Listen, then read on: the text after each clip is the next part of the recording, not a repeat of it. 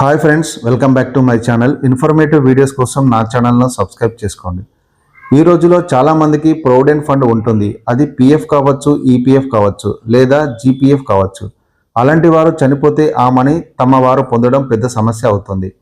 ముఖ్యంగా ఆ మనీ తమకే ఇవ్వాలి అని కోరుతూ సక్సెషన్ సర్టిఫికేట్ ఇవ్వాల్సి ఉండేది. ఇదేంటంటే వారసత్వ ధృవీకరణ పత్రం. ఈ పత్రం పొందడం అంత తేలిక కాదు. కాళ్ళరిగేలా తిరగాల్సి వచ్చేది. అయితే ఇటీవల సుప్రీంకోర్టు కీలక తీర్పును ఇచ్చింది.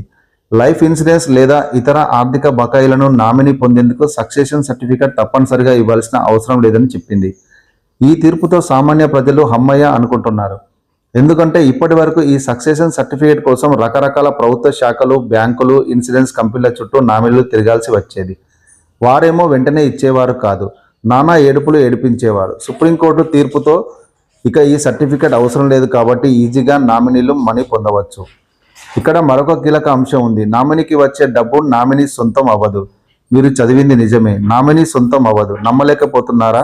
అవును. అసలు నామినీ అనేది ఏంటంటే, సపోజ్ ఓ బ్యాంక్ సేవింగ్స్ అకౌంట్ ఉంటే ఆ వ్యక్తి చనిపోతే ఆ అకౌంట్లో డబ్బులు ఎవరికి ట్రాన్స్ఫర్ చేయాలి అనేది చెప్పమని బ్యాంకులు కోరుతాయి. అదే నామినీ పేరు. మనం నామినీ పేరు ఇస్తే చనిపోయిన సందర్భంలో ఆ డబ్బును నామినీ అకౌంట్కి ట్రాన్స్ఫర్ చేస్తారు. అయితే చాలామంది ఇక్కడే తప్పుగా అర్థం చేసుకుంటున్నారు. నామినీకి వచ్చే డబ్బు నామినీ సొంతమని అనుకుంటున్నారు. కానీ మన చట్టాలు మరోలా చెబుతున్నాయి.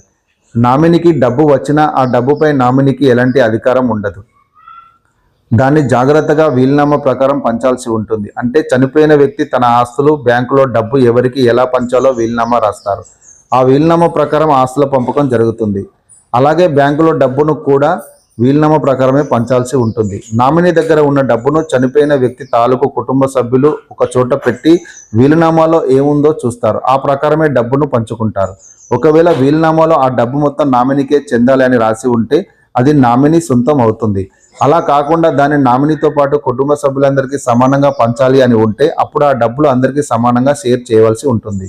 ఇలా నామినీ అనేవారు మనీని ట్రాన్స్ఫర్ చేసుకోవడమే తప్ప మనీకి సొంతదారులు అవ్వరు.